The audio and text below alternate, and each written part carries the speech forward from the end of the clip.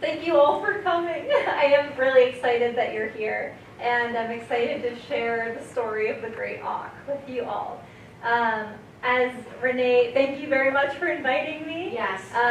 My name's Lucia, and I am a recent Middlebury College graduate. So I just graduated in February, and now I'm working as a research assistant in the biology department. And I'm working on publishing this work. So it's been a 2-year-long project. I really loved it, and I'm excited to share it with you. And feel free to stop me anytime with questions. This project would not have been possible without many, many wonderful people, especially Dr. Alexis Mikhailo in the biology department at Middlebury College, as well as my thesis committee. And so, in the spirit of Easter, can you identify which egg is the Great Auk egg? I think it's the one in the middle. Okay. It's the one in the left lower. Oh, okay. No, I have no idea. Okay, it's the one on the right. All right, let's see. There's some So controversy. it's going to have to be the blue one, right? That means All right, ready? It's good job. Very nice. Yeah, so the other were puffin eggs, razorbill, and a penguin. So this is the Great Auk egg. Isn't it beautiful? It is. So how big is it? I was just going to say that. So it's like this big. Great. They're pretty big. It's a big bird, as you'll see. So now, who is the Great Auk's closest relative? Oh. Do you think it's the penguin, the razorbill, or the dinosaur, the T-Rex? Does anyone think it's the penguin? No. I say the razorbill. Okay, you are correct. So the razorbill is also in the Alcidae family, and I personally think that the Great Auk looks a lot like a penguin. Yes. In fact, its genus is Pinguinus impennis, which is confusing. And fun fact, it was actually the original penguin. So French explorers named it Le Grand Pinguin, and then the name was transferred to the penguins we know today. Interesting. And so, not a penguin, but it looks like a penguin. Sure does. And that is because of convergent evolution. Convergent evolution is when two species, such as these, adapt similar traits because of a similar environment and environmental pressures. So they're both flightless, they're both swimming a lot, and so it makes sense that they look similar. Unlike the penguin, however, it did not inhabit the Arctic, and it lived across the North Atlantic on coastlines and islands. And so this is a phylogeny, which is a fancy way of showing relatedness between different species. So as we've established, the razorbill is the most closely related to the Great Auk, and you can see that because these two branches come from the same branching point, which is called a node, and this node represents a recent common ancestor. So these both share a very recent common ancestor compared to here with the dove key. You can see that's further back in time. Fairly recent. Well, it's not that recent. It can be thousands of years. Got it. Or even further for Okay. different species. Yes. Is closeness determined pretty much just by comparing DNA? Exactly. So this is based on the genetic makeup of species. You can extract their DNA and then compare basically the bases, or just how it looks. How similar is it to this other species? And that means they're very similar. But this also shows you why you can't just focus on how they look, morphology, to determine how they're related. Because of DNA, which is such a useful tool today, now we can figure out all these relationships. But before we could use DNA, a lot of people, for instance, studying mammoths and dinosaurs, and for dinosaurs you cannot get DNA, they still just compare how the bones look to determine how they're related. And so what is a seabird? Well, the Great Auk is a seabird, and it is adapted to life within the marine environment. And so you can definitely tell based on different traits that it has, such as those lovely webbed feet. They're also positioned further back on the body, which is great for swimming and diving efficiently. They also have a white belly and black backside, like the penguin, which is great for, it's called counter shading. And so this effect helps them basically disguise themselves in the ocean when they're swimming from predators. And they also have that lovely beak for capturing fish. Lucia, Yes. What import is the white on their face?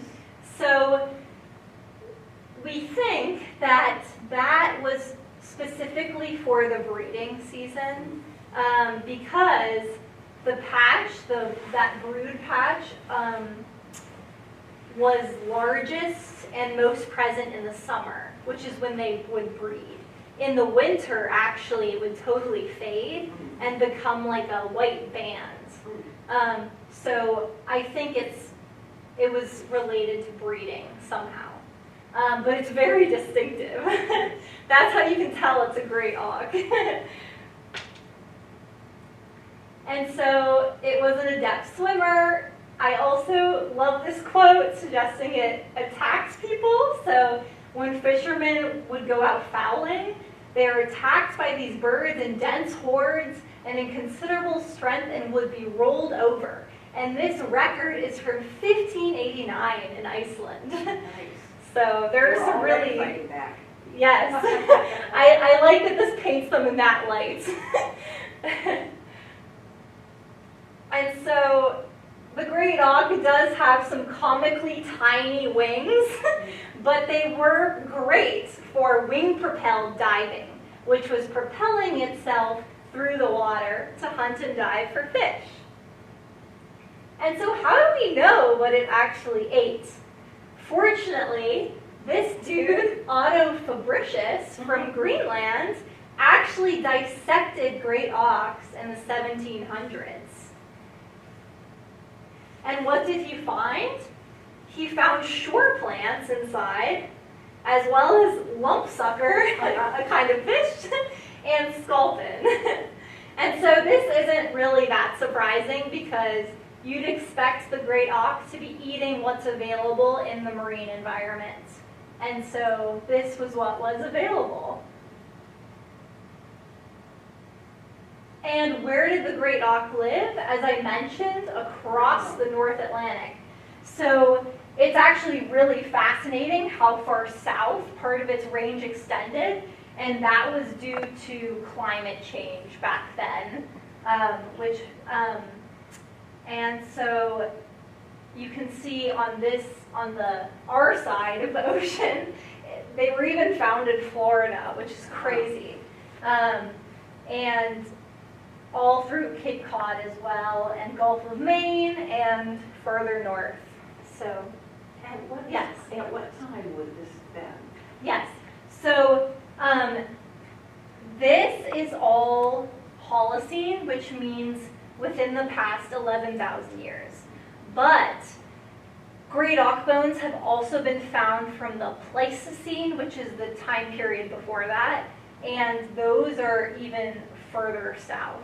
I mean, sorry, not further south, but they include southern Italy, for instance, which is really interesting. I have family there, and I never could picture a Great Auk living in Calabria, but apparently because the climate was cooler back then, great auks were further south.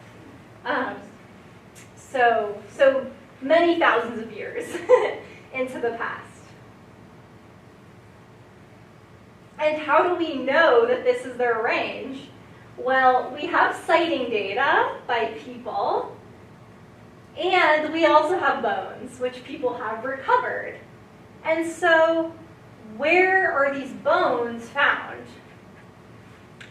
This is a picture of a shell midden, which is where many great auk bones have been found, particularly in the Gulf of Maine. So a shell midden is a culturally important archaeological site that contains valuable ecological information, like great auk bones and other animal bones that were eaten by people. And so the shell middens in Maine specifically are culturally important to the Penobscot indigenous people. And so you can see that these layers are deposited through time. And so the top layer would typically represent the most recent layers in time. And then the bottom layer is the oldest material. And through that understanding, you can get a rough estimate of how old a bone might be within each layer. It's also really exciting that no studies on great auks from Maine exist yet, so we're the first to look at this part of the range. So why do you think the great auk went extinct? I'm pretty sure it's us. Yes. Yes, it is us, but interestingly, volcanic eruption did play a role at the end. And I also want to mention that rats continue to be a huge threat to seabirds and other birds today across the globe. And so while they did not play a role in the great auk's extinction, they have certainly played a role in other extinctions. An asteroid, definitely less likely. And so how do we consider a species extinct? A taxon is extinct when there is no reasonable doubt that the last individual has died. And so the great auk is classified as extinct because surveys across its range have found no more great auks, sadly. And when did that happen? So mid-1800s, yes. And so yes, we've established the great auk was hunted to extinction. Initially, it was for their meat. So sometimes sailors would get stranded on an island, and then they saw great auks and were like, oh, that's the way to get out of our starvation and survive. And so people first hunted them for their meat, starting in the 1500s. Here is a quote demonstrating that. These birds are so fat that it is marvelous. Our 2 long boats were laden with them as with stones in less than half an hour. Of these, each of our ships salted 4 or 5 casks, not counting those we were able to eat fresh. I don't know what a great auk tasted like, but a lot of people ate them. However, by the 1700s, people weren't just killing them for meat. It was really the feather trade that was the primary driver of extinction. I really like this quote by George Cartwright, who foretold the great auk's extinction and condemned the practice that Europeans were conducting. It has been customary of late years for several crews of men to live all the summer on that island for the sole purpose of killing birds for the sake of their feathers. If a stop is not put soon to that practice, the whole breed will be diminished to almost nothing, particularly the penguins, which is the great auk. And so Smithsonian curator Frederick Lucas in the late 1800s decided to go to Funk Island to see if there were any more great auks and to mainly recover their remains. So he sailed on this boat to Funk Island, which is right off of Newfoundland. And here is a map showing, an old map showing Funk Island. And this shaded area just represents where the Great Auk bones roughly were recovered. It's further inland than I expected. Yes. And so he found no Great Auks, but you might be wondering why the island is called Funk Island. And one belief is that it was so sticky because of all the birds. And so this quote kind of gives an idea of what Funk Island used to be like with Great Auks. They told me that a man could not go ashore upon these islands without boots, for otherwise they would spoil his legs, that they were entirely covered with those fowls, so close that a man could not put his foot between them. Wow. Yes. That's a lot of birds we It is a lot of birds. And so when Frederick Lucas arrived there, as I said, there were no Great Auks. This is what he found, a lot of bones and beaks in the soil, which he brought back to the Smithsonian. Meanwhile, on the other side of the Atlantic, a volcanic eruption in 1830 on Geirfuglasker. Fun fact, Geirfugl is the Icelandic word for Great Auk. So they had an island named after them.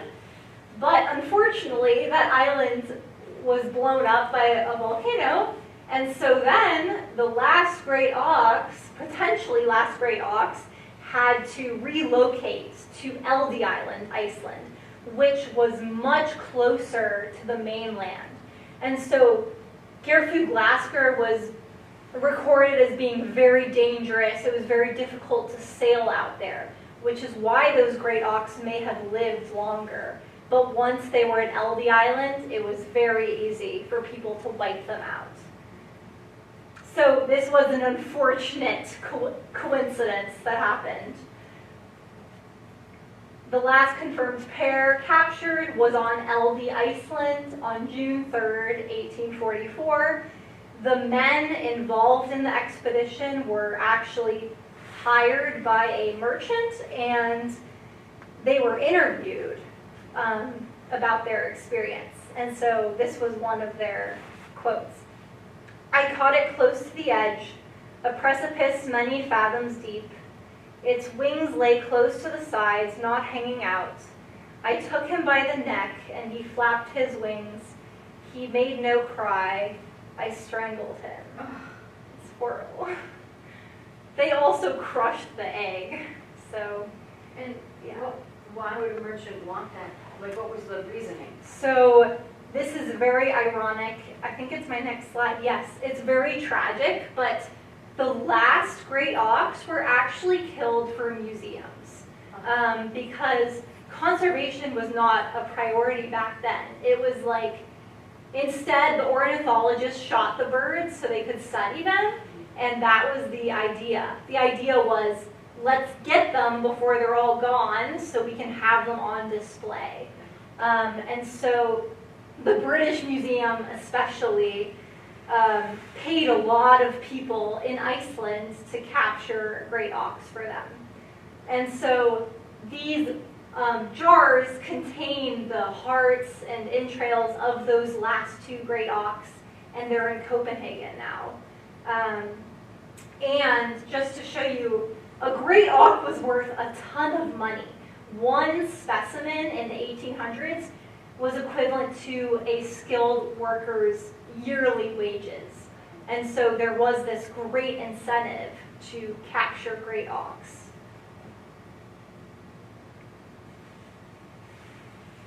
The Great Auk also had a life history that may have increased its vulnerability. For example, the only time the Great Auk came on land was to breed in the summer, from May to August likely, on low rocky shelves.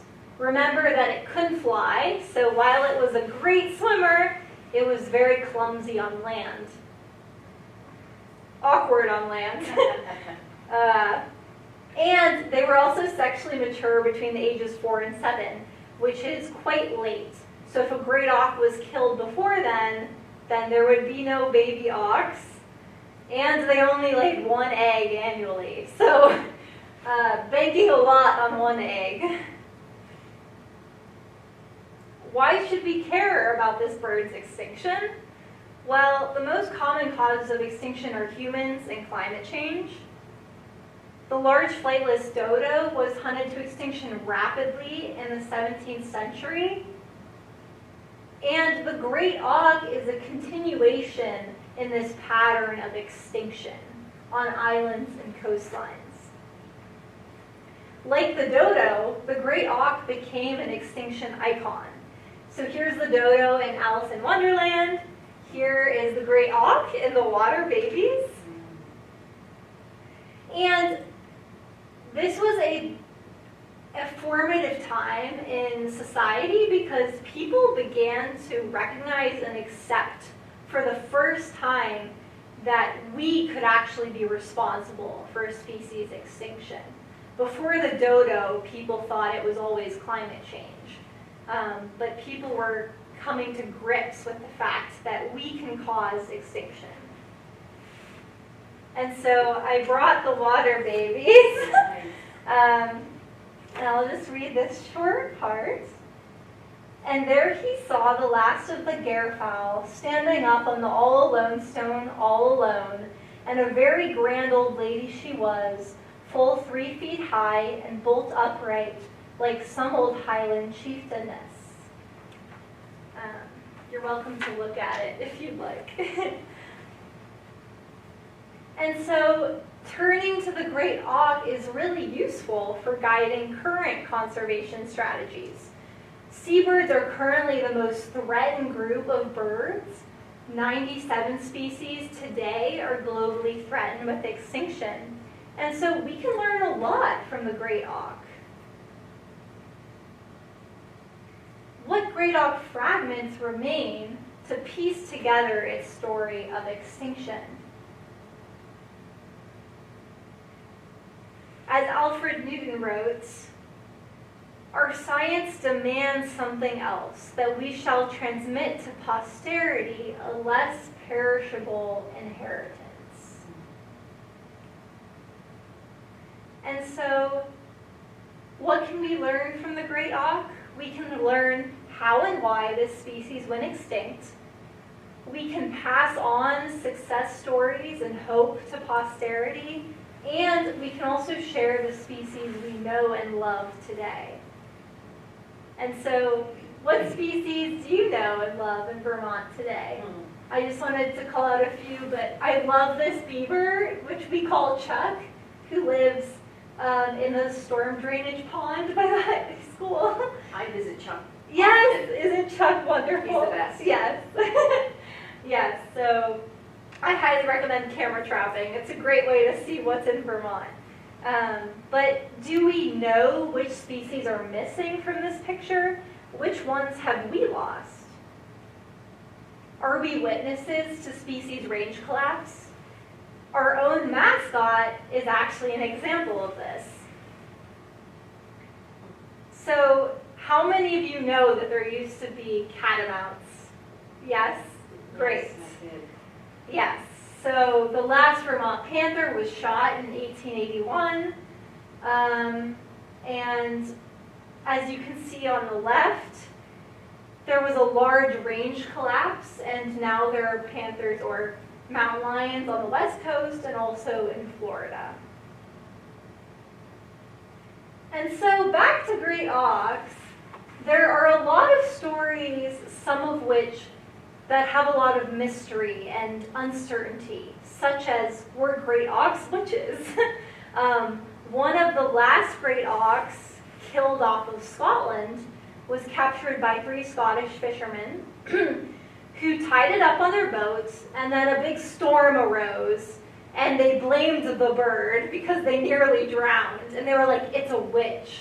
And so then they killed the poor bird. But this story just highlights that we still don't really know where the last great auks were. Could the last one have been this witch of St. Kilda off of Scotland? And what data can be learned from stories such as this? Well, we can determine species occurrence through time. And so I quality scored great auk sightings by going through all the literature. And so an expert sighting means that the specimen is now in the museum. A confirmed sighting has accurate details, beak like a crow's, and an unconfirmed sighting is controversial. I really like this one because someone is talking about their friend who claimed to have seen a great auk, and he says, Johannes bears the reputation of telling wonderful tales. And so how did I extract this data? Well, first I learned all the names for the great auk. So many different groups of people had their own names. I particularly love Bunavahil, which is Scottish Gaelic, and it means stout little lad. Isaru Kitsak is the Inuit word for great auk, and it means stump-winged one. Those are two of my favorites. Sea wagon, that's pretty cool. Yes, that one's great. And so I read a lot. Some of them were in Icelandic and other languages, so I translated. This is one of the books that's really old, you can tell, from Scotland. I love this. This is the earliest known drawing of a great auk from 1605. And I also explored whaling and fishing archives, and so worgen was another word, as you can see there. Saw worgens. And then I grouped these sightings into two groups, or populations, Northwest Atlantic and Northeast Atlantic. Was that Yes. arbitrary, or was there some? So the reason we did this is to look at whether different populations could have gone extinct at different times. So was Iceland the only last stronghold? Like, we have that confirmed capture in 1844. But were those actually the last great auks? We don't know, because this side of the species range, the Northwest, has been much more poorly studied than this side. And so that's why we split them, to look at potential differences in extinction timing. Hold your auks. So I also compiled radiocarbon dates, and I just want to explain this. So carbon exists in different forms. These are isotopes. Carbon-12 is a stable isotope, and this one is not stable and decays. And so they are absorbed by organisms when alive, but then when a species dies, no more carbon-14 enters, and it begins to decay. And so it is then possible to measure the ratio between these two isotopes to determine the age of a dead organism, for instance. And so these radiocarbon dates provide other information on great auk occurrence through time, not just the sighting dates. And radiocarbon dates are especially useful for going back much further in time, like thousands of years. And so looking again at the map, you can see, just focus on the fact that red means really recent in the 1800s. And so Iceland definitely has some of the most recent great auk dates, and then also Canada.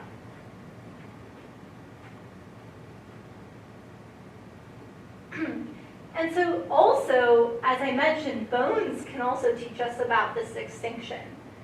And so to identify great auk bones, I spent months looking at them, visiting collections, and then measuring them. And I identified about 100, and these are the first ones to be measured from Maine, which is exciting.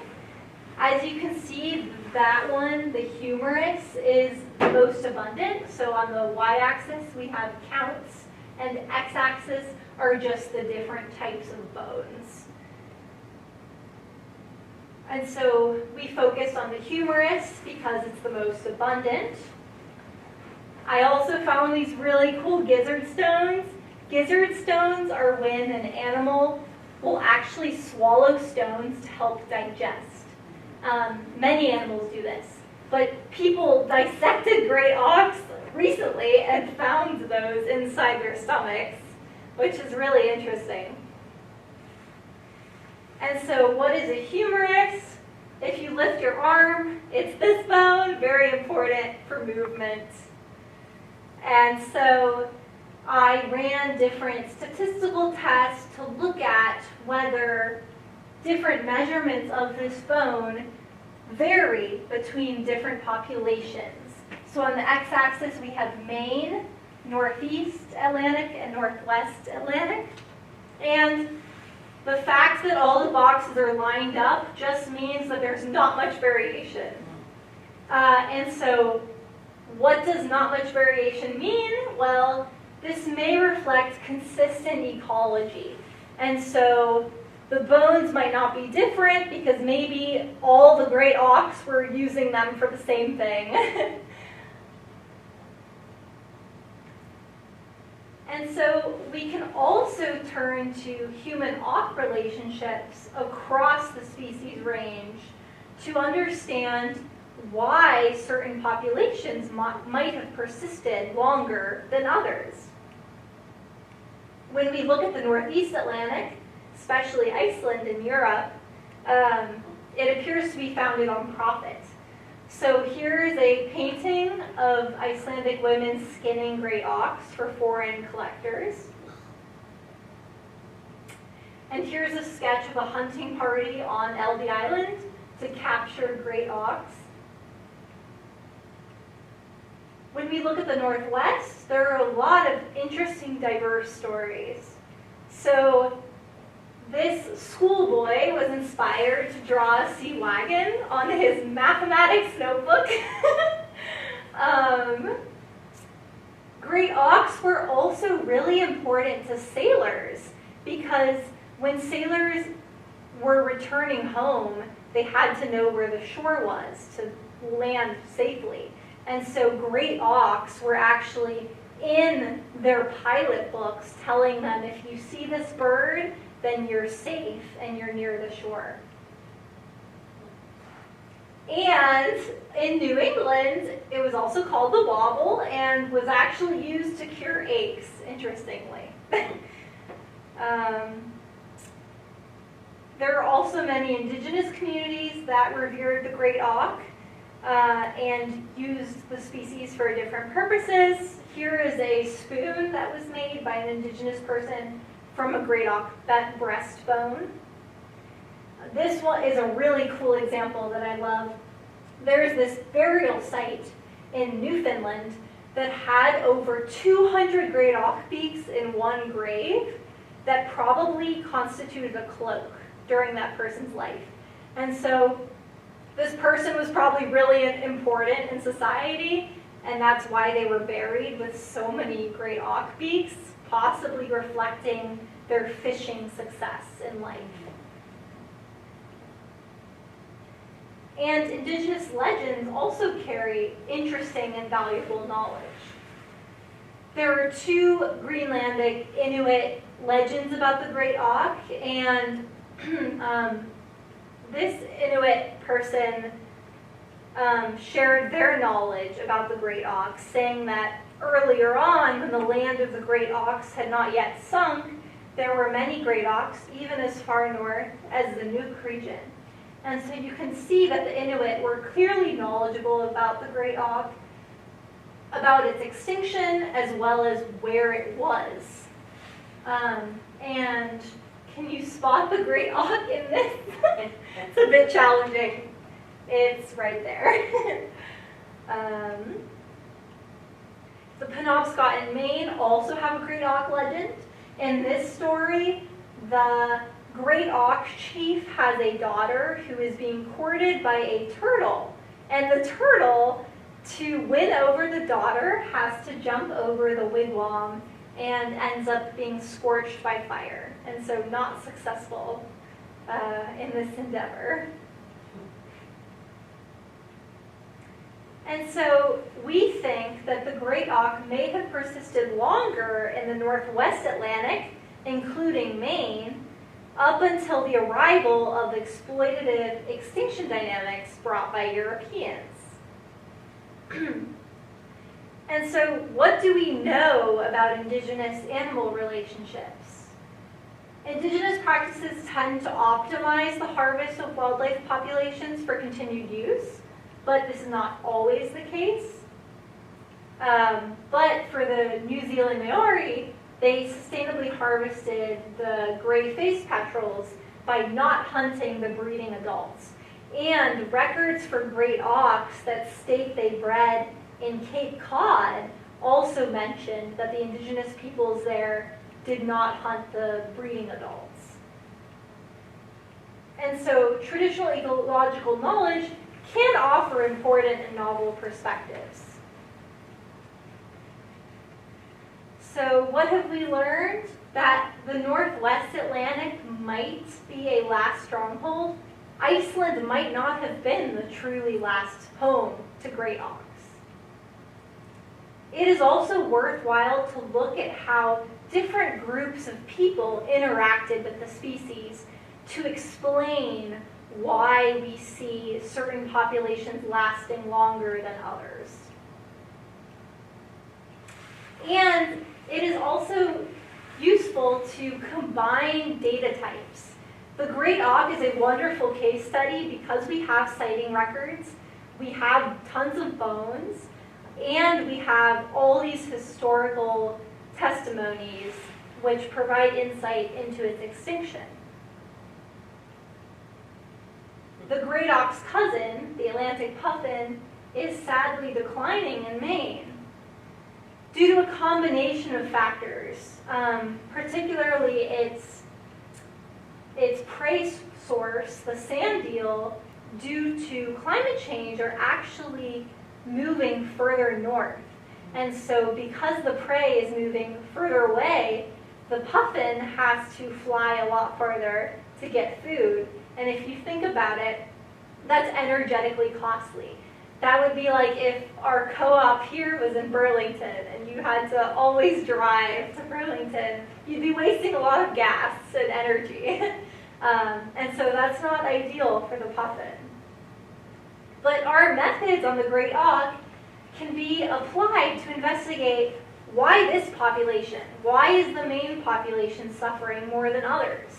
Maybe it's also how people are treating this population.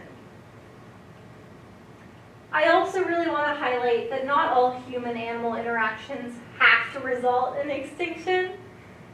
We have lost Vermont panthers, dodos, and great auks, but the Florida panther is actually a recent success story in conservation.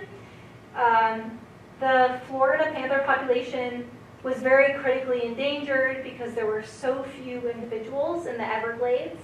But then people actually took panthers from Texas and introduced them, which increased the abundance and also their genetic diversity. And so they were able to be more healthy and expand. Thank you. And so by being aware of other species, how we interact with them, and the wonders of our world around us, we can conserve animals for future use and appreciation and redefine the 21st century as a human success in conservation. I really love this Lost Bird project by Todd McGrain, who has made art inspired by these lost birds. And here is his Great Auk statue in Iceland. I also feel that I have to bring up de-extinction because as technology is rapidly advancing, and I actually went to an ancient DNA workshop the other week, some scientists are working to actually bring back extinct species. I'm not sure if it's a good idea. I'm trying to educate myself on the matter. Would I love to see a great auk? Yes. But the question is, would it even be feasible to do so? Would people support them? What were they eating? I mean, is there space in the environment for them? How were they interacting with other seabirds and the entire food web? So I think these are all questions we need to ask for every species, and definitely think critically and not just do it because we can. As a Pittsburgher, I grew up inspired by Rachel Carson, and so I agree with her that the more clearly we can focus our attention on the wonders and realities of the universe about us, the less taste we shall have for destruction. I recently went to Martha's Vineyard, and this is Squidnocket Pond, where the Great Auk is said to have once bred centuries ago. And when I was there, I was just imagining what it would have been like if great auks were still there. And it reminded me of Rachel Carson's Silent Spring, where she describes an eerie landscape of no bird song because the pesticide DDT wiped out so many birds. And so I ask all of you to not accept things as they are and remember that our world is changing with each generation. And so great auks are not here, but we should remember them. And also, we should take joy in the wonderful wildlife that we share our world with today. Thank you. Are there any questions? That was great. Great. I was curious where in Maine you went to examine bones. So, sadly, I have not been to Maine. I did not dig up any bones, but I have formed relationships with many people in Maine who sent me boxes of bones that I have in my lab at Middlebury. So you didn't go to a museum or a lab. People found them and brought them and sent them to Yes, you? so some people sent them to me. Archaeologists sent them to me. But I also visited the Boston Science Museum, Yale, and Amherst because they also have Maine Great Auk bones. Oh. So other museums have them, and then archaeologists sent me boxes of bones. So I measured them. I also didn't go into many details about the modeling aspect, so I also modeled extinction timing for those populations using those two types of data, the sighting data and the radiocarbon dates. So, yes. And earlier you told me you're about to head out to your PhD in England. Yeah. And I'm assuming you're very excited to go to one of the museums that has one of the last great auks there. Yes, they have a lot of great auks there. So I would love that. I will definitely seek it out. You talked about how sometimes they were eaten Yes. and sometimes they were hunted for feathers. There was this feathers for comforters or pillows. Exactly. So I know in Iceland that very few feathers were actually kept in Iceland to like make down like comforters or pillows. They were all exported to like England mainly, where they just became a part of the feather trade for down. Yes. Interestingly, in North America at the time, the eider duck was the primary source, and then it switched over to great auks in like the 1700s.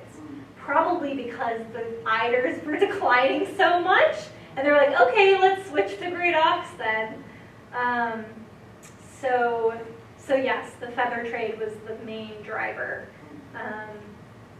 And it's really sad how wasteful it was. I mean, some of the quotes are just horrible. There's like one where on Funk Island, they would just pluck them, they'd boil them alive and pluck their feathers and then throw the dead body under and use it to fuel the fire to kill more. My God. So it was like this vicious cycle. Yeah. But yes, feather trade. Did a lot of damage.